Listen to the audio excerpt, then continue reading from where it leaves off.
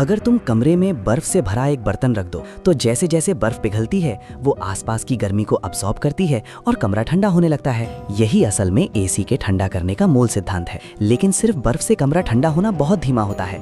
इसलिए तुम्हारे दिमाग में एक आइडिया आता है, तुम बर्फ के सामने एक पंखा रख देते हो। हवा चलने से बर्फ तेजी से पिघलती है और कमरा ज्यादा ठंडा हो जाता है।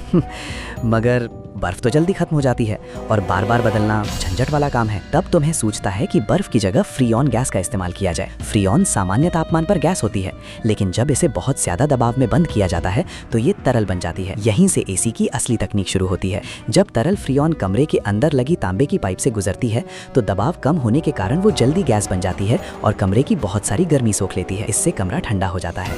लेकिन फ्रीऑन को बार बार इस्तेमाल करने के लिए बाहर वाली पाइप पर कंप्रेसर लगाया जाता है।